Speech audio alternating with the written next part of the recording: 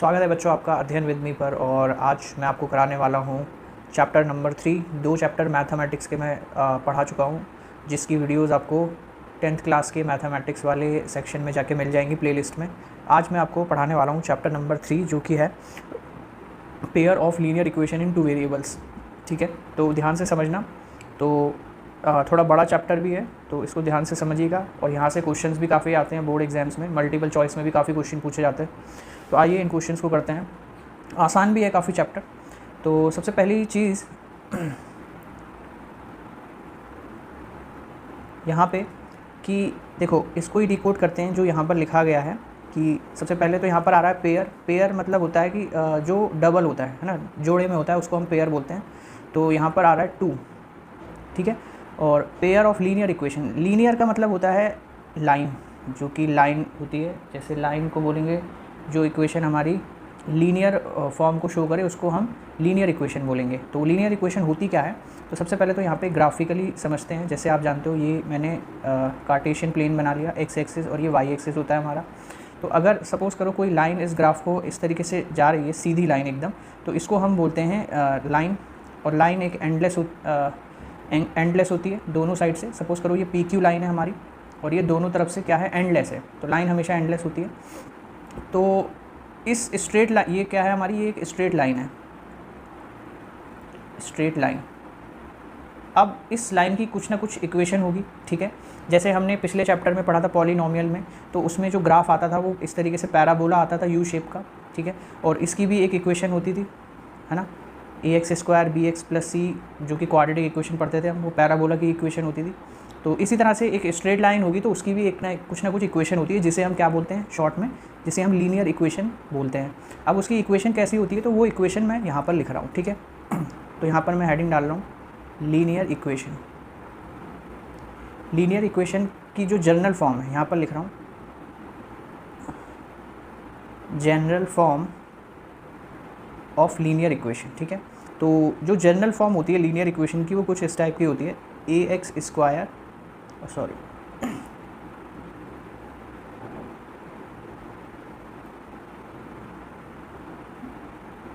देखो हमें 2 लिखनी है। ठीक है, सपोज़ करो 2 लाइन थी यहाँ पर, एक लाइन ये हो गई और एक लाइन ये हो गई, क्योंकि हमें पेयर में पढ़नी है। यहाँ पर क्या लिखा हुआ है, पेयर। पेयर मतलब होते हैं 2।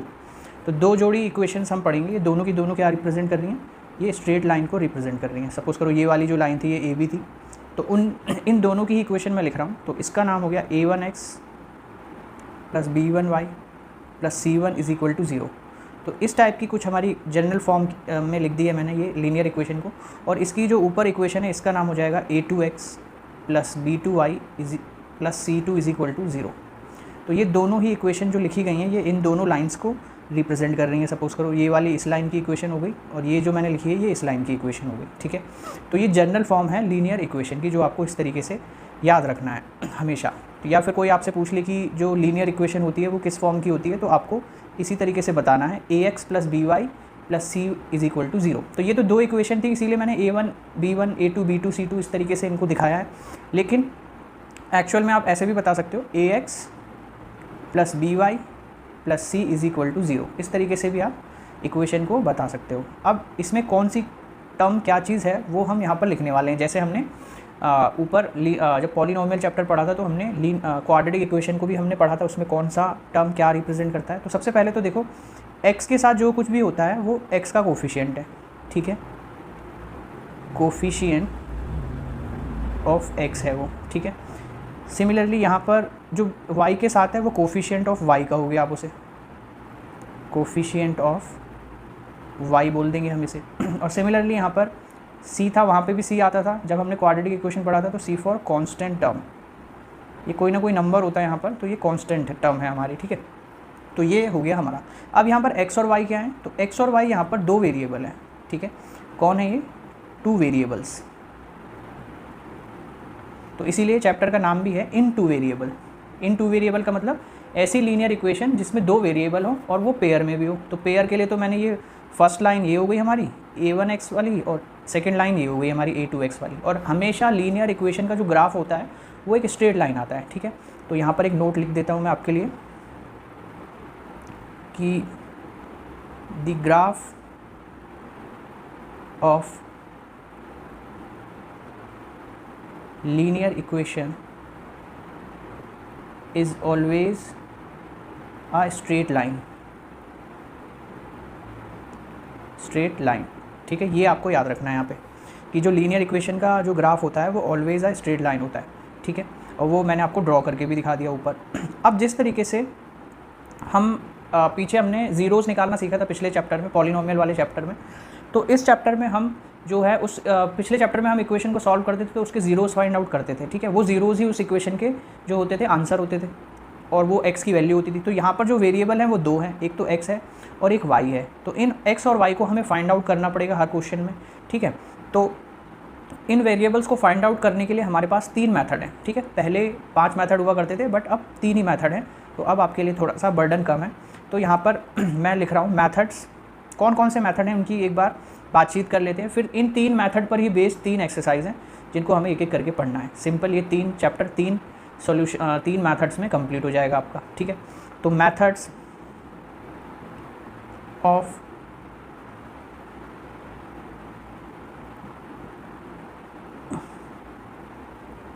फाइंडिंग दी 2 वेरिएबल्स, 2 वेरिएबल को फाइंड आउट करने के कितने मेथड हैं वो मैं यहाँ पे आपको बताने वाला हूँ। तो नंबर 1 जो पहला मेथड है हमारा वो क्या होगा, पहले मेथड का नाम है ग्राफिकल मेथड। ग्राफिकल मेथड, इस मेथड में क्या होता है, तो ग्राफिकल मेथड में हम जो है ग्राफ बना करके दोनों लीनियर इक्वेशन को सॉल्व करते हैं। यानी कि हमें ये 2 इक्वेशन गिवन होंगी, इस टाइप की 2 इक्वेशन हमें दे रखी होंगी और उनको हम ग्राफ बना करके सॉल्व करते हैं। वो कैसे करते हैं वो हम आगे आने वाले टाइम में सीख जाएंगे। सेकंड मेथड है हमारा सब्स्टिट्यूशन मेथड। सब्स्टिट्यूशन मेथड, ये मेथड क्या है, तो सब्स्टिट्यूशन मेथड में हम क्या करते हैं कि एक इक्वेशन से वैल्यू को उठाते हैं और दूसरे इक्वेशन में पुट कर देते हैं, सब्स्टिट्यूट कर देते हैं। तो इस तरीके से हमारी जो x और y हैं उनकी वैल्यू निकल के आ जाती है, ठीक है, और इक्वेशन सॉल्व हो जाती है। तो ये भी हम आगे सीखेंगे। और लास्ट मेथड जो हमें सीखना है, जो कि इंपॉर्टेंट है और हम हर जगह यूज़ भी करते हैं, दैट इज़ एलिमिनेशन मेथड, ठीक है। तो इस एलिमिनेशन मेथड को सीखने के बाद ये चैप्टर फिर ख़त्म हो जाएगा, ठीक है। तो आई होप आपको इतनी बातें अभी तक समझ में आई होंगी इस चैप्टर की। अब आगे बढ़ते हैं थोड़ा सा, और जो है इसमें कुछ इम्पॉर्टेंट बातें हैं उनको भी देखते हैं। इम्पॉर्टेंट पॉइंट्स, ठीक है। इम्पॉर्टेंट पॉइंट्स में क्या होने वाला है, तो वो देखो जब भी 2 लाइनें आपको दे रखी हों, जैसे ये 2 स्ट्रेट लाइन्स हैं यहाँ पर दिखाई गई हैं, एक लाइन AB ये रही, एक लाइन PQ ये रही, ठीक है। तो मैं आपसे कहूँ कि 2 लाइन्स के साथ कितने कॉम्बिनेशन बन सकते हैं टोटल, तो वो केवल 3 ही बन सकते हैं। जैसे फॉर एग्जांपल पहला तरीका, या तो 2 लाइन आपस में इंटरसेक्ट कर सकती हैं कुछ इस तरीके से, एक लाइन ये रही, दूसरी लाइन ये रही, ठीक है। सपोज़ करो ये वाली लाइन थी AB और ये वाली लाइन थी PQ, ठीक है। तो 2 लाइन या तो इंटरसेक्ट कर सकती हैं, इस पॉइंट पर ये इंटरसेक्ट कर रहे हैं, ठीक है। तो हम 2 इक्वेशन को देख करके ये पहचान सकते हैं कि वो दोनों लाइन इंटरसेक्ट कर रही हैं, या फिर वो पैरेलल हैं एक दूसरे के, या फिर वो कोइंसाइड कर रही हैं एक दूसरे से। तो 3 ही यहाँ पर पॉसिबिलिटीज़ हो सकती हैं 2 लाइन्स के साथ। सेकंड पॉसिबिलिटी क्या हो सकती है, तो 2 लाइनें आपस में या तो पैरेलल हो सकती हैं। जैसे मान लो ये कोई लाइन थी AB और ये दूसरी लाइन थी PQ, ठीक है।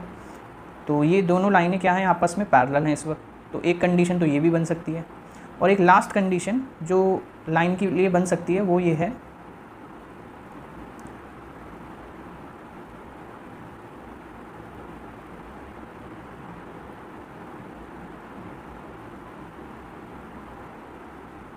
वो ये है कि एक लाइन जैसे ये है, और इस पॉइंट को ध्यान से समझना आप, जैसे ये मान लो AB लाइन थी और एक लाइन ठीक मैं इसी के ऊपर ड्रॉ कर रहा हूँ, दैट इज़ PQ लाइन। तो ये दोनों लाइन इस वक्त कोइंसाइड कर रही हैं, ठीक है। तो जब लाइन एक के ऊपर एक है तो उनको हम बोलते हैं कोइंसाइड कर रही हैं, ये कोइंसिडेंस लाइन है, ठीक है।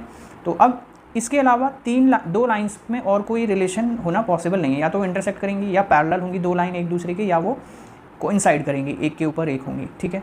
तो चलिए अब यहाँ से हमें क्या इंपॉर्टेंट बातें पता चलती हैं वो देखते हैं। तो अब मान लो 2 लाइन कोइंसाइड कर रही हैं या इंटरसेक्ट कर रही हैं, तो ये आप इक्वेशन को देखकर ही बता सकते हो। तो कैसे बता सकते हैं, तो उसके लिए हमें वो जो 2 जनरल इक्वेशन थी उनको यहाँ पर देखते हैं। जैसे ये पहली इक्वेशन ये थी हमारी, तो इन दोनों जनरल इक्वेशन को फ़िलहाल के लिए मैं यहाँ पे लिख रहा हूँ, ठीक है। जैसे हमारी दो जनरल इक्वेशन थी, पहली इक्वेशन थी a1x plus b1y plus c1 is equal to 0, और दूसरी इक्वेशन थी a2x plus b2y plus c2 is equal to 0। ये मेरी दो इक्वेशन थी जो लीनियर इक्वेशन है, ठीक है। तो अब कैसे हमें पता चलेगा इन दो इक्वेशन को देख के, तो हम रेशियोज़ चेक कर लेंगे बस, ठीक है। इन दोनों इक्वेशन के रेशियोज़ चेक करेंगे। किन के रेशियोज़ चेक करेंगे? कोफिशिएंट के रेशियोज़ चेक करेंगे।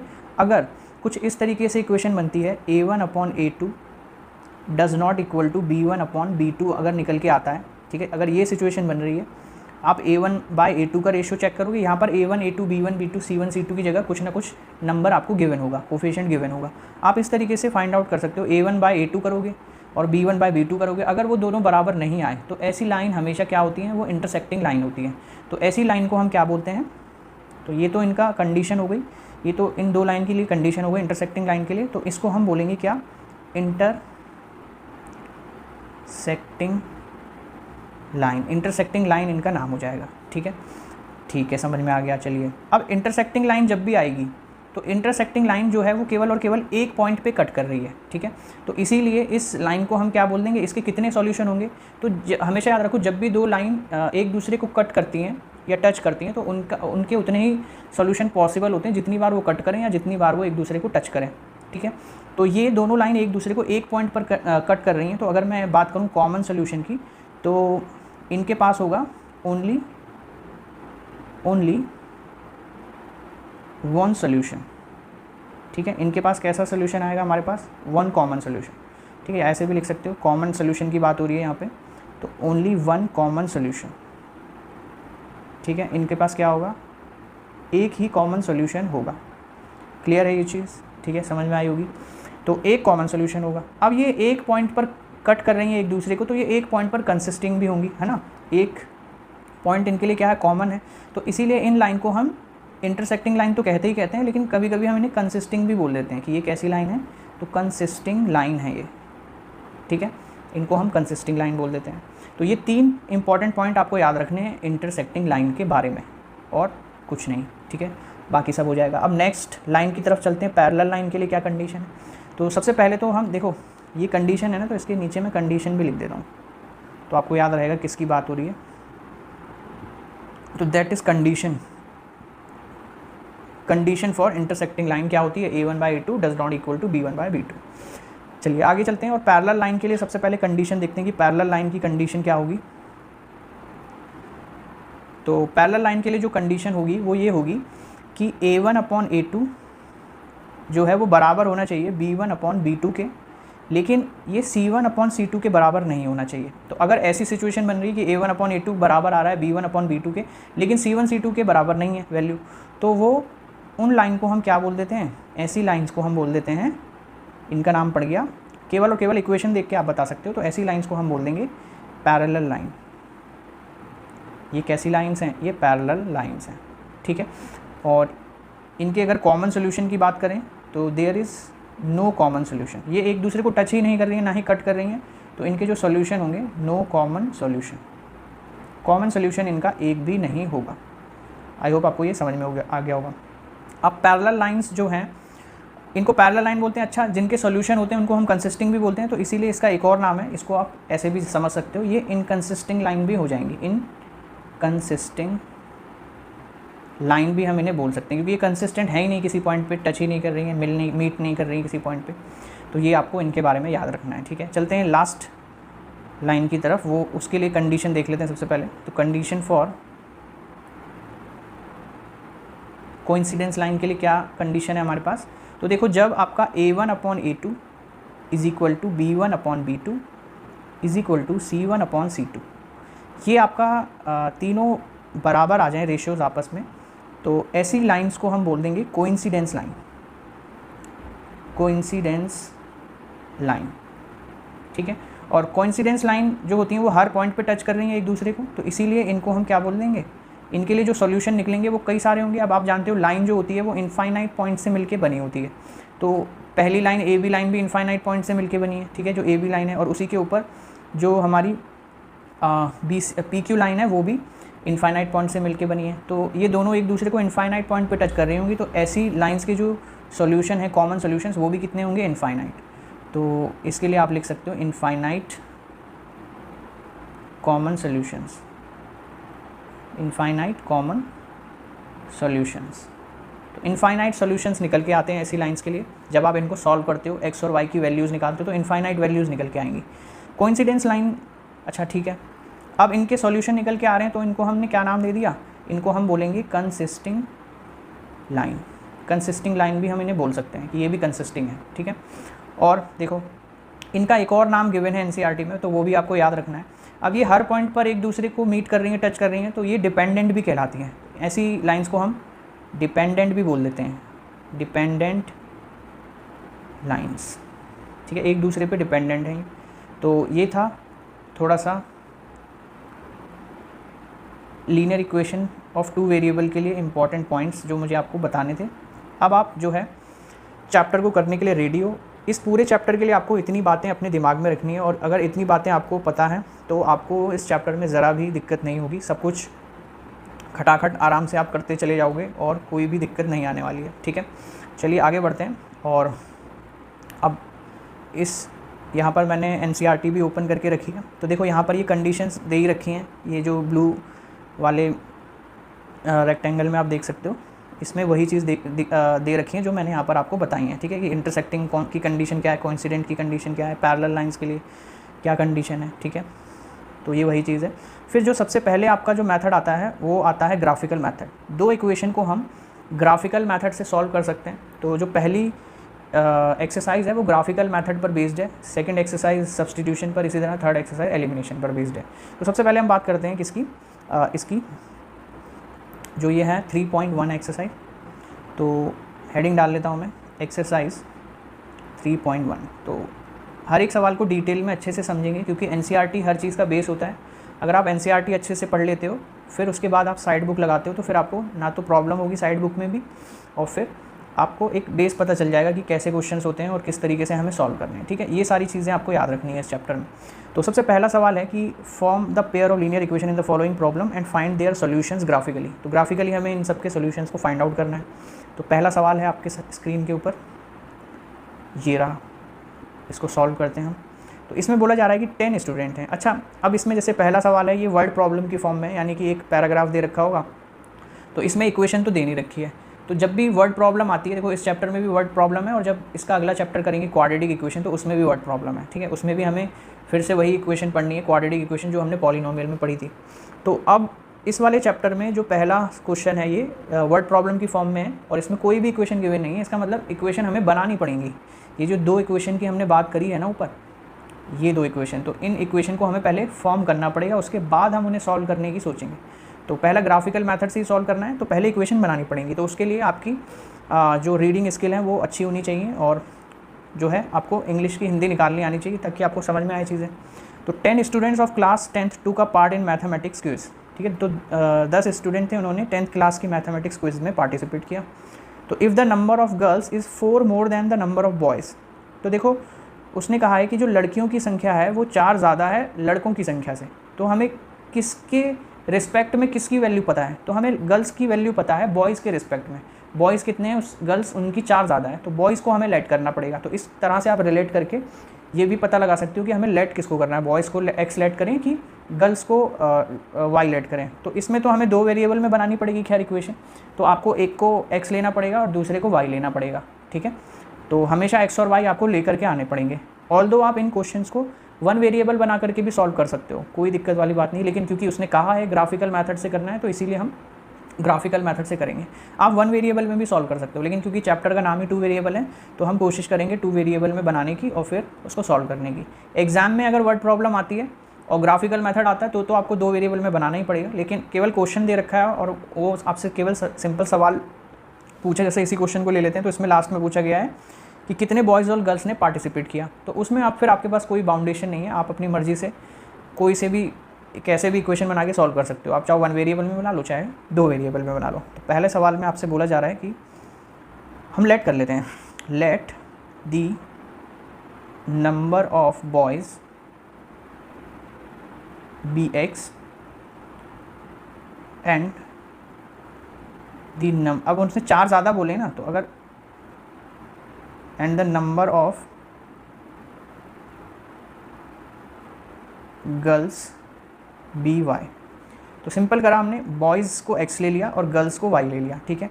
अब अकॉर्डिंग टू क्वेश्चन क्या बोला गया है, अब टोटल कितने थे इसमें, 10 स्टूडेंट थे टोटल। तो पहली इक्वेशन में क्या बना सकता हूँ, जब टोटल स्टूडेंट 10 थे तो यहाँ पे मैं लिख सकता हूँ according to the question x plus y, यानी टोटल स्टूडेंट तो 10 थे, तो मैंने x बॉयज़ ले लिए हैं, गर्ल्स की संख्या जो है वो y है, तो टोटल कितने हुए 10, तो यानी x प्लस वाई बराबर 10। तो पहली इक्वेशन तो हमारी ये आ गई। तो ये उसी फॉर्म की है, a x plus b y plus c is equal to 0। यहाँ पर c -10 है, 10 को इधर लाओगे तो -10 हो जाएगा, ठीक है। और x के साथ यहाँ पर 1 है, y के साथ भी यहाँ पर 1 है। तो इस तरीके से आप जो है उस जनरल इक्वेशन से भी रिलेट कर सकते हो। फिर इन्होंने कहा जो गर्ल्स हैं वो बॉयज़ से 4 ज़्यादा हैं, यानी कि जो y है, y को हमने गर्ल्स लिया है ना, तो वो बॉयज़ से 4 ज़्यादा है, यानी x + 4 के बराबर हैं गर्ल्स। तो अगर इसको हम अरेंज करें तो ये भी आ जाएगी आपकी x - y is equal to, या ऐसे ही रहने देते हैं, छोड़ो, अरेंज करेंगे हम एलिमिनेशन में, इसको 2 डाल के यहीं पे छोड़ देते हैं, कोई दिक्कत नहीं, ठीक है।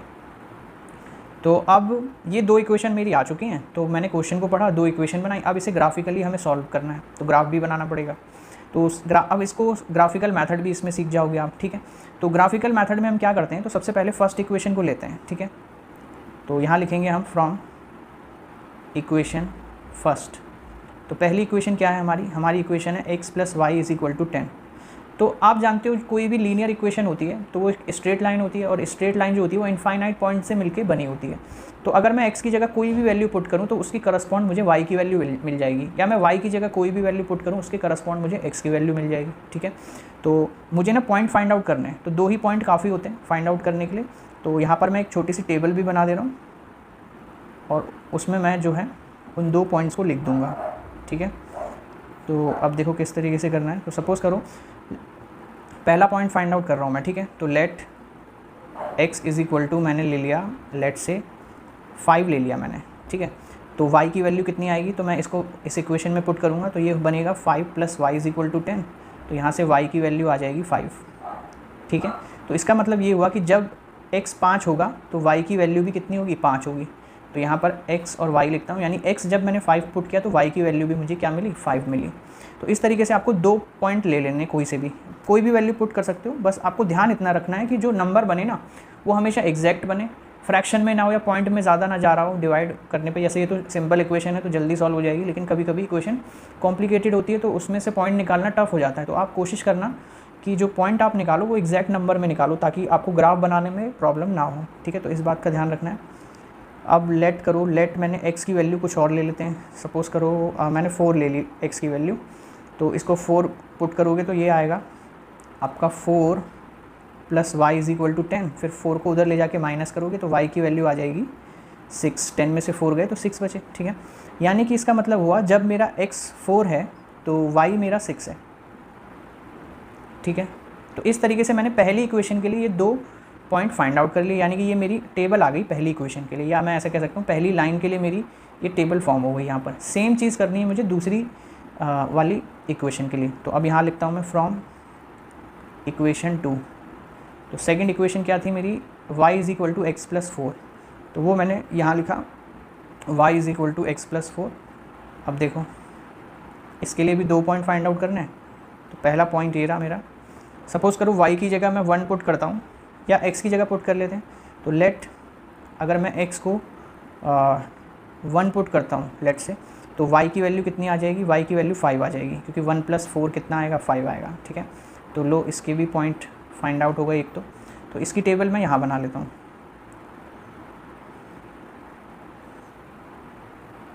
तो ये रहा x, ये रहा y, और जब मेरा x 1 है तो y आ रहा है मेरा 5, और एक और पॉइंट फाइंड आउट करना है तो उसको भी फाइंड आउट कर लेते हैं जल्दी से। तो let x is equal to, let say इस बार ले लेते हैं 2 ले लेते हैं। तो y आ जाएगा मेरा 4 + 2 6 हो जाएगा, ठीक है। तो जब x 2 है तो y मेरा 6 है, तो जब x 2 है तो y मेरा 6 है। तो इस तरीके से ये आपको 2 छोटी छोटी टेबल बना लेनी है। 2 पॉइंट इनफ होते हैं बनाने के लिए। तो आप तीसरा पॉइंट भी फाइंड आउट कर सकते हो, तीसरी रैंडम वैल्यू चूज़ करके, ठीक है। बट 2 पॉइंट में ही आपका आंसर आ जाएगा आराम से। आइए अब इन पॉइंट की हेल्प से हमें जो है क्या बनाने हैं, एक ग्राफ को ड्रॉ करना है, ठीक है। तो इनको हम करते हैं, देखते हैं, और ग्राफ कैसे प्लॉट करेंगे वो भी देखते हैं। तो यहाँ मैं ग्राफ प्लॉट करने जा रहा हूँ नीचे। तो इस टेबल को फ़िलहाल मैं यहाँ पर रख देता हूँ ताकि पॉइंट्स आराम से दिखें। तो ये जो पॉइंट निकाले ना, ये वाले ये फर्स्ट लाइन के लिए हैं, फॉर लाइन फर्स्ट, और ये जो पॉइंट्स हैं ये हैं फॉर सेकंड लाइन, ठीक है। ये याद रखना है आपको। तो अब चलिए जल्दी से ग्राफ प्लॉट करते हैं। तो देखो, ग्राफ प्लॉट करने के भी तरीके अलग अलग होते हैं। तो अब लाइन जब बनाने की बात आती है तो देखो क्या होता है कन्फ्यूजन, की कई बार बच्चे इस तरीके से बीच में बनाते हैं, ठीक है, ग्राफ को, और कई बार बच्चे इस तरीके से साइड से बनाते हैं ग्राफ को, ठीक है। तो आपको कैसे बनाना है, तो आपको जैसा भी बनाना है वो ग्राफ डिपेंड करता है आपके नंबर्स पर, पॉइंट्स जो आपने फाइंड आउट करें, ये वाले जो पॉइंट आपने फाइंड आउट करें, इन पर डिपेंड करता है कि आप ग्राफ कैसे बनाने वाले हो। तो मुझे दिख रहा है कि एक्स एक्सिस में जो वैल्यूज़ जा रही हैं मेरी वो मैक्सिमम 5 तक गई हैं, तो मैं 5-6 तक नंबर ड्रॉ करूँगा एक्स एक्सिस पे। फिर मुझे दिख रहा है वाई एक्सिस पे जो मैक्सिमम वैल्यू गई है 6 तक, तो मैं 7-8 तक पॉइंट ड्रॉ करूँगा, ठीक है। सबके बीच में एक एक का डिफरेंस भी रखूँगा। और फिर मैं ये भी देख रहा हूँ कि सारी वैल्यूज़ पॉजिटिव हैं, ठीक है। तो आपको इतना तो पता होगा 9th में कि जब हम ग्राफ जो हम कार्टेशियन प्लेन बनाते हैं तो उसमें ये पहला क्वाड्रेंट पॉजिटिव होता है, इस वाले में जो x नेगेटिव होता है y पॉजिटिव होता है। इसी तरह से जो थर्ड क्वाड्रेंट होता है इसमें दोनों नेगेटिव होते हैं x और y, और इसमें x पॉजिटिव होता है y नेगेटिव होता है, ठीक है। तो इतना तो पता होगा, बाकी नहीं पता तो हम कोऑर्डिनेट ज्योमेट्री में इसको दोबारा पढ़ेंगे। तो अभी तो मुझे ये दिख रहा है कि सारी वैल्यूज़ पॉजिटिव हैं, कोई भी हमारा नेगेटिव नंबर नहीं आया, नेगेटिव भी आ सकता है, नो प्रॉब्लम, ठीक है। तो मैं ग्राफ को कैसे बनाऊँगा, फिर मैं ग्राफ को साइड से ड्रॉ करूँगा थोड़ा सा ताकि वो क्लियरली दिखे, ठीक है। इस तरीके से बनाते हैं, या फिर आप बीच में ड्रॉ करना चाहो तो बीच में भी कर सकते हो, ऐसी कोई पाबंदी नहीं है वो, बट ड्रॉ करने का सबका अपना स्टाइल है, जैसे मर्जी वैसे कर सकते हो, ठीक है। बट जो गैपिंग आपको रखनी है वो सेम रखनी है। जैसे मैं यहाँ पर ड्रॉ कर रहा हूँ तो मैं सबके बीच में ना सेम डिस्टेंस रखूँगा। तो 3, 4, 5, 6, 7 तक यहाँ बना लिया, 1, 2, 3, 4, 5, 6, 7 यहाँ बना लिया, ठीक है। इनकी नंबरिंग भी कर देते हैं, 1, 2, 3, 4, 5, 6, 7, 1, 2, 3, 4, 5, 6, 7, ठीक है। ये हमने ड्रॉ कर लिया, मतलब नंबर्स ड्रॉ कर लिए। अब बस हमें पॉइंट्स फाइंड आउट करने हैं। तो पॉइंट्स आपको कैसे लगाने हैं, जैसे पहला पॉइंट है यहाँ पर 5, x पर चले 5 और y पर चले 5, तो कैसे ड्रॉ करोगे, तो देखो x पर चले 5 और x पर चले 5 यानी ये वाले पॉइंट की बात हो रही है, ये वाला पॉइंट, और y पर भी चले 5, तो सीधे ऊपर जाओगे और यहाँ पर ये कहाँ पे कट कर रहा है एक दूसरे को, ये इस पॉइंट पे कट कर रहे हैं एक दूसरे को, ठीक है। तो ये जो पॉइंट बना मेरा, ये वाला बना हमारा कौन सा, 5,5, ठीक है। तो ये तो प्लॉट करने आते होंगे आपको नंबर। फिर सेकंड जो है हमारा, सेकंड है x पर चले 4, y पर चले 6, तो इसको भी देखते हैं। x पर चले 4 यानी कि यहाँ पे, और y पर चले 6 मतलब कि अगर इसको मैं स्ट्रेट लाइन खींचूँ यहाँ पे तो ये इस जगह पर आएगा कहीं पे, यानी इस जगह पे आएगा 4,6। तो ये 2 पॉइंट मेरे प्लॉट हो चुके हैं। अब इनसे होती हुई एक लाइन मुझे ड्रॉ करनी है यहाँ पे, इन पॉइंट्स से होती हुई जो जा रही हो स्ट्रेट लाइन एकदम, ठीक है। तो ये कुछ इस तरीके से जा रही है, इन दोनों पॉइंट्स को मिलाते हुए हमें ड्रॉ करनी है, ठीक है। अब ये ऊपर कहीं कट कर रही है, नीचे कहीं एक्स एक्सिस को कट कर रही है, थोड़ा सा इसको घुमाना भी पड़ेगा। हाँ, अब ये सही बनी हमारी एकदम, ठीक है। अब सेम हमें दूसरी लाइन के लिए भी नंबर पुट करने, तो इसको हम लाइन को नाम भी दे देते हैं। जैसे इस लाइन को मैं नाम दे रहा हूँ PQ, ये हमारी PQ लाइन हो गई। और ये जो लाइन है इसकी इक्वेशन भी आप दिखा सकते हो। जैसे इस लाइन की क्या इक्वेशन थी, तो x + y = 10। ये जो लाइन हमने ड्रॉ करी है ये किसके लिए ड्रॉ करी है, x + y = 10 के लिए हमने ये ड्रॉ करी है। तो ये इस लाइन की इक्वेशन हो गई, ठीक है। अब सिमिलरली हमें सेकंड लाइन भी ड्रॉ करनी है। तो x पर चले 1 और y पर चले 5, तो x पर चले 1 और y पर चले 5, तो ये पॉइंट हमें यहाँ कहीं मिल जाएगा। तो ये बनेगा आपका 1,5, नो प्रॉब्लम, ठीक है। सिमिलरली x पर चले 2 और y पर चले 6, x पर चले 2 और y पर चले 6, तो ये पॉइंट हमें लगभग यहाँ मिल जाएगा, 2,6 इसका नाम हो गया, ठीक है। तो अब यहाँ से होती हुई भी एक लाइन हमें ड्रॉ करनी पड़ेगी। तो ये लाइन कुछ इस तरीके से आएगी, सीधी बिल्कुल लाइक दिस। अब इन दोनों लाइन ने जहाँ पर कट किया है ना एक दूसरे को, तो ये इंटरसेक्टिंग लाइन है, आप देख सकते हो। तो जहाँ पर भी अगर ग्राफिकल मेथड से कोई भी क्वेश्चन सॉल्व होने के लिए आता है ना आपके पास, खास तौर से वर्ड प्रॉब्लम, तो वो मेनली इंटरसेक्टिंग लाइन ही आता है, क्योंकि इंटरसेक्टिंग लाइन में ही आपको एक फिक्स्ड आंसर मिलेगा। क्योंकि हमने ऊपर पढ़ा था अभी जब पॉइंट्स लिखवाए थे कि intersecting lines has only one common solution, ठीक है। और याद रखना कि इस वन कॉमन सोल्यूशन को हम एक और नाम से जानते हैं, यूनिक सोल्यूशन भी बोल देते हैं कभी कभी, यूनिक सोल्यूशन, है ना। तो कंफ्यूज मत हो जाना कि यूनिक सोल्यूशन मतलब, यूनिक मतलब जो अकेला एक हो। तो सपोज इसको पी क्यू नाम दिया था इस लाइन को नाम दे देते हैं ए बी लाइन, और इस लाइन की इक्वेशन भी लिख देते हैं। तो इस लाइन की इक्वेशन क्या थी, Y is equal to x+4, ये इस लाइन की इक्वेशन थी, ठीक है। तो ये हमारी दो लाइन प्लॉट हो गई, इस तरीके से आपको प्लॉट करना था इन्हें। अब इन दो लाइन ने जहाँ पर एक दूसरे को कट किया है, यही हमारा आंसर है। अब आंसर को देखेंगे कैसे, तो यहाँ से हम एक स्ट्रेट लाइन ड्रॉ करेंगे सीधी बिल्कुल। तो देखो इन्होंने स्ट्रेट 3 पे कट करा, और यहाँ पर देख रहे हो इन्होंने 7 पे कट करा। तो यानी कि ये जो आंसर है हमारा वो ये है 3,7 इज़ आवर आंसर। तो इनका ये कॉमन सोल्यूशन है, ठीक है। इस वाले सोल्यूशन को हम क्या बोलेंगे, यूनिक सोल्यूशन है, यूनिक सोल्यूशन, ठीक है। और दोनों का कॉमन सोल्यूशन भी है, दोनों लाइन का। तो इसीलिए हमारा आंसर क्या हो जाएगा, हमने बॉयज़ की संख्या को क्या लिया था, बॉयज़ की संख्या हमने x ली थी, तो x कितना आया हमारा 3 आया। तो अब फाइनल आंसर हम लिखने जा रहे हैं। So from the above graph the number of boys equals to 3 and number of girls equals to 7। और आप अपना आंसर भी वेरीफाई कर सकते हो। उन्होंने कहा था जो गर्ल्स हैं वो बॉयज़ से 4 ज़्यादा हैं, तो देखो बॉयज़ 3 हैं तो गर्ल्स कितनी है, 4 ज़्यादा हैं, 7 है। तो ये वेरीफाई भी हो गया हमारा आंसर। तो आई होप आपको ये बिल्कुल एग्जैक्ट समझ में आया होगा। ऑल दो आपको ग्राफ मिलेगा प्रॉपर, जिसमें लाइनें बनी रहती हैं, छोटे छोटे बॉक्स बने रहते हैं। तो मैंने तो ये फिर भी जो है रफली बनाया है ग्राफ, ठीक है, तो भी एक्यूरेट बनाए। आपके पास तो प्रॉपर ग्राफ पेपर मिलेगा आपको, जिस पे आप ड्रॉ करोगे, तो वहाँ आप जो है ईज़िली बना पाओगे। तो वहाँ जो है आपको ईज़िली ये जो गैपिंग है ना 2 नंबर के बीच में, ये आपको एग्जैक्ट मिलेगी वहाँ पे, ठीक है। तो वहाँ पर ड्रॉ करना ईजी होगा आपके लिए। तो ये था पहला क्वेश्चन। आई होप आपको ये बहुत ही अच्छे से समझ में आया होगा। चलिए करते हैं नेक्स्ट क्वेश्चन। नेक्स्ट क्वेश्चन में बोला जा रहा है क्वेश्चन नंबर 2, इसको सॉल्व करते हैं। तो यहाँ पे बोला जा रहा है जो नेक्स्ट क्वेश्चन है ये भी वर्ड प्रॉब्लम ही है। तो इसमें बोला जा रहा है कि 5 pencil and 7 pens together cost 50 rupees.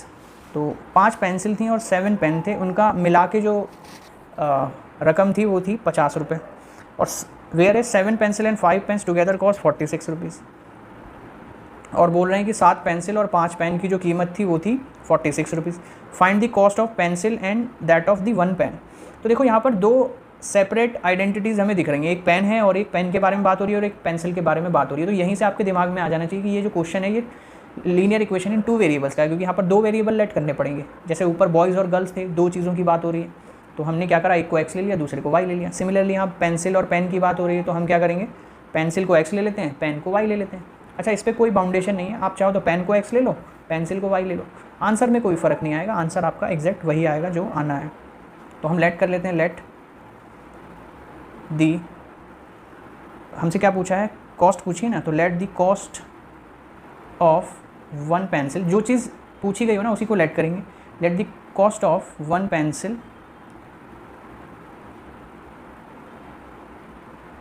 Equals to x rupees x and the cost of 1 pen equals to rupees y। ठीक है, एक की कीमत x थी, दूसरे की y लेट कर ली हमने। अब अकॉर्डिंग टू द क्वेश्चन क्या बोला गया है क्वेश्चन में ये बोला गया है कि उसने 5 पेंसिल खरीदी। तो देखो एक पेंसिल की कीमत है x रुपीज़, तो 5 पेंसिल की कीमत कितनी हुई, 5x रुपीज़। जैसे आपके पास मान लो एक टॉफ़ी 1 रुपये की है, तो 5 टॉफ़ी कितने रुपए की हुई, 5 रुपये की। कैसे आया, 5 × 1। ठीक है, एक टॉफ़ी 2 रुपये की है, 5 टॉफ़ी कितने की हुई, 10 रुपये की। कैसे आया, 5 × 2। तो एक पेंसिल x रुपीज़ की है, तो 5 पेंसिल कितने रुपये की हुई, 5 × x, 5x रुपीज़ की। ठीक है, सिमिलरली 7 पेन कितने रुपीज़ के हो जाएंगे, 7y, क्योंकि एक पेन की जो कॉस्ट है वो 1y रुपीज़ है। ठीक है, अब दोनों को ऐड करेंगे तो टोटल मनी जो दी है उसने वो 50 रुपये दिए हैं। तो ये बन गई हमारी फर्स्ट इक्वेशन।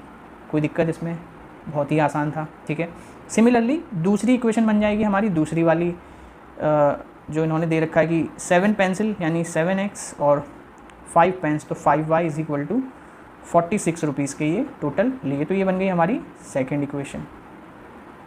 तो हर सवाल में आपको इस चैप्टर में 2 इक्वेशन मिलेंगी ही मिलेंगी, उन 2 इक्वेशन को ही आपको सॉल्व करना है। तो आइए अब इसको भी ग्राफिकल मेथड से सॉल्व करते हैं। तो सबसे पहले क्या करते हैं हम कि पॉइंट्स फाइंड आउट करते हैं। जैसे हमने वहाँ फाइंड आउट करे तो हम लिखेंगे फ्रॉम इक्वेशन 1। तो इक्वेशन है हमारी 5x + 7y = 50 रुपीज़। तो अब देखो, अब मैं आपको टैक्टिक्स भी बताऊंगा साथ साथ में कि कैसे हमको पॉइंट निकालने हैं। ये थोड़ी सी बड़ी इक्वेशन आ गई, तो हमें कैसे फ्रैक्शन से बचना है, कैसे एग्जैक्ट वैल्यू फाइंड आउट करनी है, तो ये सब मैं आपको बताऊंगा। तो पहला पॉइंट हम निकाल रहे हैं। तो देखो यहाँ पर है 7 एक प्राइम नंबर है, 5 ये 5 है, और यहाँ पर जो दे रखा है ये भी 5 का मल्टीपल है, ठीक है, यानी 50 है। तो ये 5 से डिविजिबल हो जाएगा सीधे सीधे। लेकिन ये जो 7 है ये एक प्राइम नंबर है, तो अगर मैं x को लेट करता हूँ यहाँ पर कोई भी नंबर, तो वो तो 5 का मल्टीपल ही आएगा, क्योंकि x के साथ 5 की मल्टीप्लाई हो रही है, ठीक है। यानी मैं 2 ले लूँ तो 5 2 10 हो जाएगा, और फिर 10 उधर जाके माइनस करोगे तो 50 में से 10 गया 40 बचा, फिर 40 को आप 7 से डिवाइड करोगे तो डिवाइड नहीं होगा, फ्रैक्शन में आएगी वैल्यू, पॉइंट में आएगी वैल्यू। फिर पॉइंट को प्लॉट करने में आपको थोड़ी प्रॉब्लम हो सकती है। तो कैसे बचे पॉइंट से? तो देखो सिंपल, इसमें कुछ सीखने की ज़रूरत नहीं है, बस आप थोड़ा सा अपनी प्रीवियस नॉलेज का यूज़ करोगे जो आप नंबर्स के बारे में जानते हो। अगर यहाँ पर 7 है तो मैं y को लेट करता हूँ, लेट y = 5 ले लिया मैंने, सपोज करो y को, ठीक है। तो ये इक्वेशन कुछ ये बनेगी 5x + 7 × 5 = 50, ठीक है। तो अब देखो y भी जो है वो 5 का ही मल्टीपल बन गया, ये आ जाएगा 35 + = 50। तो यहाँ से अब आप x निकालोगे तो 35 उधर जाके माइनस हो जाएगा 50 में से, तो कितना बचेगा, 10 में 5 गए 5, तो 15 बचेगा, और 15 5 से डिवाइड करोगे तो 3 आ जाएगा। यानी जो x की वैल्यू है वो आ गई 3, जब हमने y को लिया 5। जब y को 5 लिया तो x की वैल्यू 3 आ गई, यानी पहला पॉइंट हमें मिल चुका है।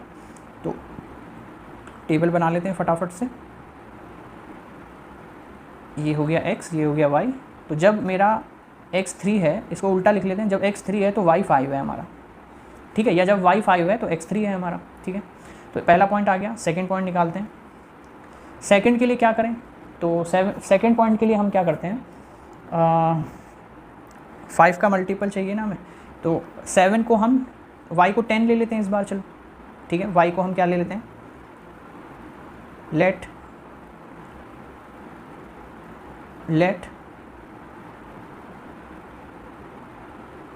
y = 10 ले लिया, सपोज करो मैंने, ठीक है। तो 5x = ये हो जाएगा 70 = 50। तो अब ज़रा x निकालो यहाँ से, तो 5x = 70 उधर जाके हो जाएगा माइनस का 70। तो देखो क्या वैल्यू आती है, ये आ जाएगी -20, और जब x से आप कट करोगे तो x आ जाएगा आपका -4, ठीक है, क्योंकि 5 4 ज़ा 20 होता है और माइनस साइन है तो -4। यानी कि जब y मेरा 10 रहा होगा तो x की वैल्यू जो आएगी वो आएगी -4। तो ये 2 पॉइंट हमने फाइंड आउट कर लिए। माइनस में आ जाए भले, लेकिन फ्रैक्शन में नहीं आए, फ्रैक्शन प्लॉट करने में थोड़ी दिक्कत होगी आपको। ऐसा नहीं है कि फ्रैक्शन में आए तो गलत ग्राफ बनेगा, फ्रैक्शन में भी आप अगर निकालो तो 1 पॉइंट तक निकालो, जैसे 7.5, 6.2 है ना, 15.5, 10.2, इस 10.3, इस तरीके से वैल्यूज़ आ रही हैं। 1 पॉइंट में कट जा रहा है आपका नंबर, तो वो आसान है, ठीक है, तो आप प्लॉट कर पाओगे आसान से। चलिए ये हो गया हमारा। अब चलिए दूसरी इक्वेशन क्या थी उसको भी देख लेते हैं। 7x + 5y = 46। 7x + 5y = 46। तो ये है हमारी फ्रॉम इक्वेशन 2, ठीक है। तो पहला पॉइंट निकालते हैं और टेबल बना लेते हैं एक बढ़िया सी। ये टेबल आ गई हमारी, ये x हो गया, ये y हो गया, ठीक है। अब क्या करते हैं कि वही चीज़ करेंगे। अब यहाँ पर देखो, यहाँ पर x 7 का मल्टीपल आ गया, तो या तो यहाँ पर कोई ऐसी वैल्यू आए जो 7 का मल्टीपल आए, जहाँ 46 आ रहा है तो 7 से डिविजिबल हो जाएगा। अब कैसे बनाएं तो वो देखने वाली बात है, ठीक है। तो चलो इस बार हम x को 5 ले लेते हैं, या x को 5 लोगे तो फिर वहाँ 46 रहेगा, नहीं कटेगा। तो अगर 20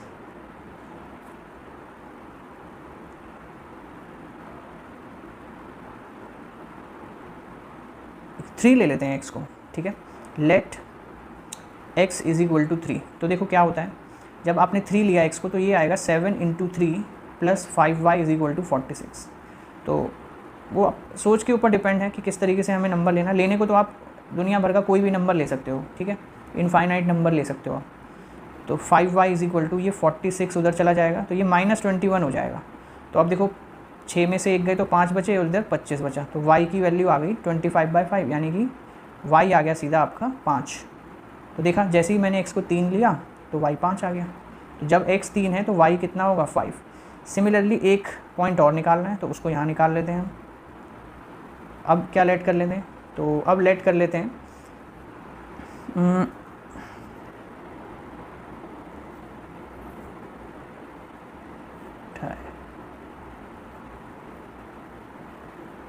8 लेट कर लेते हैं। Let x is equal to 8, ठीक है। x को हमने 8 लेट कर लिया, तो इक्वेशन बनेगी कुछ हमारी 7 × 8 + 5y इज इक्वल टू 46। तो ये होता है 56 होगा, 7 8 ज़ा 46 माइनस 56 करेंगे, उधर जाके माइनस का हो जाएगा, तो y की वैल्यू आएगी 0 का 0, और ये बचेगा आपका 5 में से माइनस का 10 बचेगा, ठीक है। और 5 से जब काटोगे तो आएगा -2। तो यानी कि जब x 8 है मेरा तो y आ रहा है -2, ठीक है। तो दोनों टेबल बन चुकी हैं यहाँ पे। तो आइए इनको हम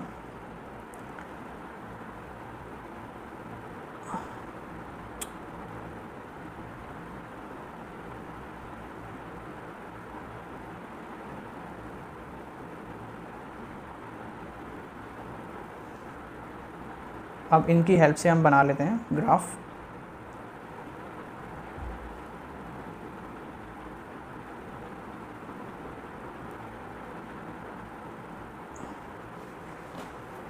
अरे भाई,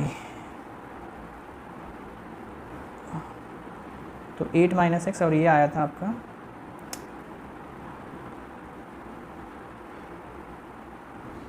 xy, और ये आया था आपका 3/5, ठीक है। चलिए ग्राफ प्लॉट करते हैं जल्दी से। तो इसमें अब कुछ वैल्यूज़ नेगेटिव भी आ गई, तो नेगेटिव की कोई दिक्कत वाली बात नहीं है, आंसर पे कोई फ़र्क नहीं आता उससे, ठीक है। नेगेटिव भी आ सकते हैं पॉइंट, पॉजिटिव भी आ सकते हैं पॉइंट, फ्रैक्शन में भी आ सकते हैं, बस आपको ग्राफ अच्छे से प्लॉट करना आना चाहिए, ठीक है। और एक चीज़ और, यहाँ पर हमने जब पॉइंट लिए थे ना, तो इन पॉइंट्स को सर्कल करना भी ज़रूरी होता है। तो इस तरीके से आप छोटा सा सर्कल भी बना सकते हो इनके ऊपर, ठीक है। तो इसका मतलब होता है कि जो हमने पॉइंट्स लिखे हैं, देखो ग्राफ पर हम मैनुअली प्लॉट करते हैं चीज़ों को, तो एरर होने के चांसेस रहते हैं। तो ये सर्कल बनाने का मतलब होता है कि ये पॉइंट इन सर्कल में कहीं पे भी हो सकता है, ठीक है। ये है बस, और कुछ नहीं है। सिमिलरली यहाँ पर भी हम प्लॉट करेंगे ग्राफ को। तो अब मेरी जो वैल्यूज़ हैं वो नेगेटिव भी हैं, पॉजिटिव हैं, लेकिन बस इतना देखो कि मैक्सिमम वैल्यू कहाँ तक गई है। तो y में मैक्सिमम 10 तक गई है, और x में मैक्सिमम 8 तक गई है। तो हम 10 के बना लेते हैं दोनों ग्राफ, ठीक है। और निगेटिव में गई है 4 और 2 तक ही गई है, तो इस तरीके से ही बना लेते हैं बीच में, कोई दिक्कत वाली बात नहीं है, बस गैपिंग हमें सही रखनी है। तो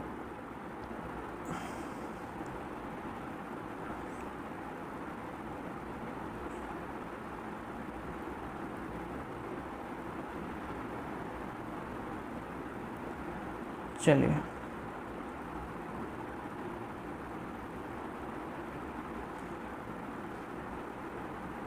थोड़ा सा इसे इधर रखते हैं, भी इधर कम ही वैल्यूज़ हैं।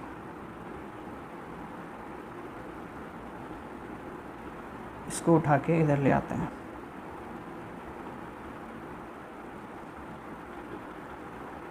चलिए, ये हमारा हो गया y एक्सेस और ये हमारा हो गया x एक्सेस। अब यहाँ पे हमें नंबर इक्वल डिस्टेंस लेना है, तो 1 2 3 4 5 6 7 8 9 10, ठीक है। 1 2 3 4 5 6 7 8 9 10, और यहाँ बना लेते हैं 1 2 3 4 5 6 7 8 9 10। कुछ वैल्यूज़ यहाँ भी ले लेते हैं, 1 2 3 4, ठीक है। तो x में -4 तक गए हैं और y में -2 तक गई है वैल्यू, तो 1 और ये 2, तो 1 2, ये -1। तो ये नंबर मैंने बना दिए यहाँ पे। अब चलिए प्लॉट करते हैं, पॉइंट्स ढूंढते हैं। तो पहला पॉइंट है 3,5, तो 3 ये रहा मेरा, ठीक है। 3 वाला पॉइंट ये रहा, और इसके जस्ट ऊपर 5 है, तो 5 आएगा ठीक इसके यहाँ पर। अगर मैं यहाँ से एक लाइन ड्रॉ करूँ और यहाँ से एक लाइन ड्रॉ करूँ, तो ये जो पॉइंट बनेगा मेरा, ये बनेगा मेरा 3,5, ठीक है। तो इसको भी मैं सर्कल कर देता हूँ हल्का सा, ये हो गया।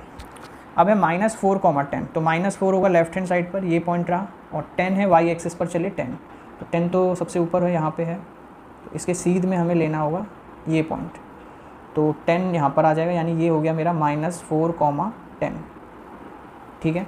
तो इन दो पॉइंट को मिलाती हुई हमें एक लाइन बनानी है, तो लाइक दिस, ऐसे जाएगी ये लाइन, ठीक है।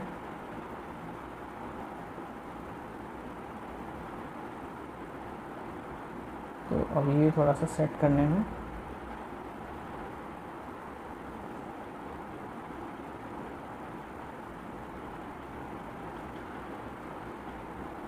ये लाइन कुछ ऐसी जाएगी,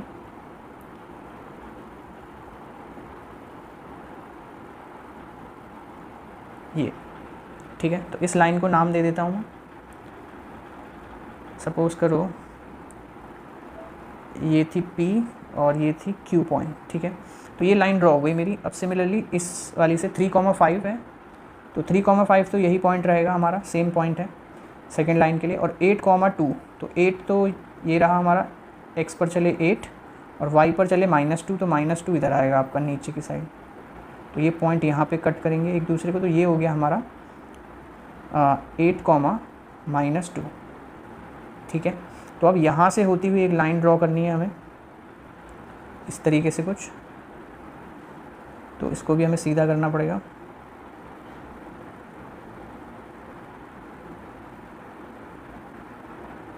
तो ये हमारी हुई सेकंड लाइन, तो इसको मैं नाम दे देता हूँ AB, ठीक है। तो ये दोनों लाइन हमारी प्लॉट हो गई। अब इन्होंने जहाँ पर कट किया एक दूसरे को वो किया है 3,5 पर, तो ये इनका कॉमन पॉइंट है, तो यही इनका कॉमन सोल्यूशन भी होगा, ठीक है, दैट इज़ कॉमन सोल्यूशन। तो ये भी एक इंटरसेक्टिंग लाइन है, तो this is the point of unique solution. तो कॉमन सोल्यूशन ये आया, यानी कि x की वैल्यू यहाँ पर पहला कोऑर्डिनेट क्या बताता है, x, दूसरा y, तो 3,5 आंसर आया, यानी कि x हमारा 3 आया है, यानी कि कॉस्ट ऑफ 1 पेंसिल जो है वो 3 है। सो हम लिख सकते हैं from the above graph the cost of 1 pencil equals to ₹3 and similarly cost of 1 pen is equal to ₹5। तो एक पेन 5 रुपये का था और एक पेंसिल 3 रुपये की थी, ठीक है। आप इसको वेरीफाई करना चाहो तो यहाँ पर x और y पुट करके देख सकते हो, तो 3 5 15 आएगा, ठीक है, 15 आएगा, प्लस और y 5 आया तो 7 पंजे 35 आएगा, 35 आएगा। जब इनको ऐड करोगे तो आप 5 और 5 10 और 1 3 2 5 50 आएगा, तो वेरीफाई भी हो गया, देखो 50 ही आ रहा है सॉल्व करने पे। सिमिलरली यहाँ पुट करोगे तो 46 आएगा, ठीक है। तो ये था आपका सेकंड क्वेश्चन ग्राफिकल मेथड से। तो ग्राफिकल मेथड में टाइम लगता है थोड़ा सा सॉल्व करने में, तो जब भी ये क्वेश्चन आएगा तो लॉन्ग में आएगा, क्योंकि आपको ग्राफ बनाना, पहले पॉइंट खोजने पड़ेंगे, फिर ग्राफ प्लॉट करना पड़ेगा, ठीक है। तो काफ़ी टाइम लगता है इसमें, तो ये लॉन्ग में आएगा जब भी आएगा। तो इस तरीके से आपको ग्राफिकल मेथड से सॉल्व करना होता है। सबसे पहले पॉइंट्स फाइंड आउट करने होते हैं, पॉइंट भी आपको ऐसे फाइंड आउट करने होते हैं कि फ्रैक्शन से बचो आप, ठीक है। कोशिश ये करो, अगर फ्रैक्शन में आ ही रहा है, समय कम है, आपके पास जल्दी प्लॉट करना है, तो फ्रैक्शन में निकाल लो एक पॉइंट तक वो कट जाना चाहिए। ऐसा नहीं है कि उसका पॉइंट में डिवीजन चलता ही चला जा रहा है, वो जो है टर्मिनेट ही नहीं हो रहा है, ठीक है। तो टर्मिनेट हो जाना चाहिए एक पॉइंट के बाद आपका डिवीजन, ठीक है। तो ये हमारा ग्राफ प्लॉट हो गया। इसको मैं मिटा देता हूँ, ये जो एक्स्ट्रा मैंने यहाँ पर बना दी थी, टेबल तो आपकी ऊपर बनी हुई है ना, इसकी भी ये मिटा देता हूँ। तो आप, आई होप आपको ये समझ में आ गया होगा। चलिए चलते हैं नेक्स्ट क्वेश्चन की तरफ। तो इसमें टाइम टेकिंग होते हैं ये सवाल, ग्राफिकल मेथड वाले, नो डाउट। चलते हैं सेकंड क्वेश्चन की तरफ। अब यहाँ से छोटे छोटे क्वेश्चन हैं तो ज़्यादा टाइम नहीं लगेगा। क्वेश्चन नंबर 2, ठीक है, वो फर्स्ट का सेकंड था आई थिंक, ये जो यहाँ मैंने लिख दिया ये फर्स्ट का सेकंड पार्ट था। यहाँ से 2 शुरू हो रहा है हमारा और ये 2 का फर्स्ट पार्ट है। तो यहाँ पे बहुत सिंपल आपसे पूछा जा रहा है कि on comparing the ratio A1 A2 B1 B2 C1 C2 find out whether the line representing the following pair of linear equation intersect at a point are parallel और कोइंसिडेंट। वो कह रहे हैं कि इन रेशियोज़ को चेक करो, A1/A2 जो मैंने अभी आपको ऊपर बताए थे, और वो कह रहे हैं कि ये इंटरसेक्ट कर रहे हैं, कि पैरेलल हैं, कि कोइंसिडेंट लाइन है, कौन से ये दिखा रहे हैं पॉइंट्स, ये आपको बताना है। चलिए एक एक करके देख लेते हैं। तो सबसे पहले हम इक्वेशन लिख लेते हैं। तो पहली है 5x - 4y + 8 = 0। दूसरी है 7x + 6y - 9 = 0, ठीक है। तो आइए इनका रेशियो चेक करते हैं यहाँ साइड में। तो रेशो के लिए आपको क्या चेक करना है, A1/A2। तो एक ही बार लिख रहा हूँ मैं फॉर्मूला, बार बार लिखने की ज़रूरत नहीं है। A1/A2 B1/B2 is equal to C1/C2। आप ये तीनों इस तरीके से लिख देंगे बराबर लगा के और फिर वैल्यूज़ पुट कर देंगे। तो जो x के साथ होता है वो A1 होता है, ये B1 होता है और ये C1 होता है। अच्छा, एक चीज़ और याद रखनी है कि हमेशा साइन के साथ वैल्यूज़ को लेना है हमेशा, ठीक है। जैसे A1 की वैल्यू 5 +5 है तो +5 लेनी है। A2 की वैल्यू नीचे, ये A2 है आपका, तो आपको 7 लेनी है। B1 की वैल्यू -4 है तो -4 लेनी है। इधर B2 की वैल्यू 6 है तो आपको +6 लेनी है। और C1 की वैल्यू है 8 और ये है -9। तो देखो ये हो गया 2 2 4 2 3 6। तो A1/A2 does not equal to B1/B2। तो जब A1/A2 B1/B2 आपस में अनइक्वल आ जाए तो आपको C देखने की ज़रूरत नहीं है। आपका होगा सर C भी तो अनइक्वल है, तो इसको देखने की ज़रूरत नहीं है। अगर A1/A2 B1/B2 के बराबर नहीं है तो वो जो लाइन होंगी हमेशा वो कौन सी लाइन होंगी, वो होंगी इंटरसेक्टिंग लाइन, ठीक है। ऊपर बताया था मैंने, देख लेना, इंटरसेक्टिंग लाइन। तो ये वाली तो हमें क्लियरली पता चल गया ये कौन सी लाइन है, ये इंटरसेक्टिंग लाइन है, ठीक है। चलिए सेकंड क्वेश्चन देखते हैं। सेकंड है 9x + 3y + 12 is equal to 0, 18x + 6y + 24 is equal to 0। तो इनको भी पुट करके देखते हैं रेशियो में। तो ये आ जाएगा आपका 9/18 is equal to 3/6 is equal to 12/24। तो 9 1 ज़ा 9, 9 2 ज़ा 18। जहाँ तक सॉल्व हो वहाँ तक सॉल्व कर लेना है। 12 1 ज़ा 12, 12 2 ज़ा 24। तो देखो ये तो रेशियो तीनों ही आपस में बराबर आ गए, 1/2 बराबर 1/2 बराबर 1/2। तो जब तीनों ही आपस में बराबर होते हैं रेशियो, तो उन लाइंस को हम क्या बोलते हैं, कोइंसिडेंट लाइन। तो ये वाली जो इक्वेशन होंगी दोनों, ये क्या रिप्रेजेंट कर रही हैं, तो ये कोइंसिडेंट लाइंस को रिप्रेजेंट कर रही हैं। तो ये हमारा आंसर हो गया यहाँ पे। थर्ड क्वेश्चन है 6x - 3y + 10, 2x - y + 9 is equal to 0। अब यहाँ पे जो है रेशियो फाइंड आउट कर लेते हैं जल्दी से। तो 6/2 इज इक्वल टू माइनस के साथ लेंगे -2/-1। अब यहाँ पर y के साथ तो कुछ नहीं है, तो जब भी किसी के साथ कुछ ना हो उसके साथ हमेशा कौन होता है, 1 होता है उसके साथ, तो इसलिए -1 लिख दिया मैंने। अब 10/9 कर देंगे इसको। तो इसको भी सॉल्व कर लेते हैं। तो 2 3 ज़ा 6, ठीक है, माइनस से माइनस कैंसिल हो गया। और ये है, तो यहाँ पर देखो 3 = 3 आ गया, लेकिन ये डज़ नॉट इक्वल टू है C1/C2 के। तो जब ये दोनों तो बराबर हों और ये दोनों बराबर ना हो, तो फिर ऐसी इक्वेशन को हम क्या बोल देते थे, बताओ, पैरेलल लाइन। वो कैसी हो जाती थी, वो पैरेलल लाइंस हो जाती थी, ठीक है। तो ये आसान था काफ़ी, 3 ही क्वेश्चन थे इसमें। चलिए अगला सवाल देखते हैं, question number 3। On comparing the ratio, यहाँ पर भी रेशियो को कंपेयर करना है। Find out whether the following pair of linear equations are consistent और इनकंसिस्टेंट। अब यहाँ पर कुछ अलग पूछा है, इन्होंने पूछा है कंसिस्टेंट है कि इनकंसिस्टेंट है, ये बताना है हमें। तो जिन दो ही कंसिस्टेंट होती हैं, कौन कौन सी, इंटरसेक्टिंग वाली कंसिस्टिंग होती है एक तो, या फिर कोइंसिडेंट वाली कंसिस्टेंट होती है, ठीक है। दो ही कंसिस्टेंट होती हैं, पैरेलल वाली इनकंसिस्टेंट होती है। तो अब यहाँ पर उन्होंने ये नहीं पूछा कि इंटरसेक्टिंग है कि कोइंसिडेंट है कि पैरेलल है, यहाँ पर कुछ अलग पूछ लिया उन्होंने। कंसिस्टेंट और इनकंसिस्टेंट के बेसिस पे बताना है हमें, करना वही है जो हमने पिछले वाले सवाल में किया। तो सॉल्व करते हैं, आइए इसको। तो पहला क्वेश्चन है थर्ड का पहला, इसमें है 3x + 2y is equal to 5, और अगली इक्वेशन है 2x - 3y is equal to 7, ये है, ठीक है। तो आइए इनको भी कंपेयर कर लेते हैं साइड में। तो ये हो जाएगा 3/2 is equal to 2/-3 is equal to -5/-7, है ना। c को इधर लेके आओ तो माइनस का हो जाएगा, माइनस से माइनस कट गया। देखो ये तो 3/2 है और ये 2/3 है, वो भी माइनस है, तो ये तो कभी भी बराबर नहीं होंगे आपस में। और जब ये दोनों, पहला वाला A1/A2 B1/B2 आपस में अनइक्वल हो, तो वो इंटरसेक्टिंग लाइन होती है, और इंटरसेक्टिंग लाइन जो होती है वो कंसिस्टिंग भी होती है। तो इसका आंसर आप लिख सकते हो, दीज लाइन्स आर कंसिस्टिंग, ठीक है। तो ये कंसिस्टिंग होगी। Second question 2x - 3y is equal to 8 और 4x - 6y is equal to 9, ठीक है। ये हमारे पास दो इक्वेशन है। चलिए इनके रेशियो देख लेते हैं। तो ये होगा 2/4 is equal to -3/-6 is equal to 8/9। तो माइनस से माइनस कट गया, 3 2 ज़ा 6, 2 1 ज़ा 2, 2 2 ज़ा 4। तो ये जो आएगा, ये आएगा 1/2 is equal to 1/2 is equal to 8/9। तो ये दोनों तो बराबर हैं आपस में पहले वाले, बट लास्ट के दो बराबर नहीं है। तो ऐसी लाइनों को हम बोलते थे पैरेलल लाइन, और पैरेलल लाइन जो होती हैं वो होती हैं आपकी इनकंसिस्टेंट। तो यहाँ हम लिख देंगे इनकंसिस्टिंग।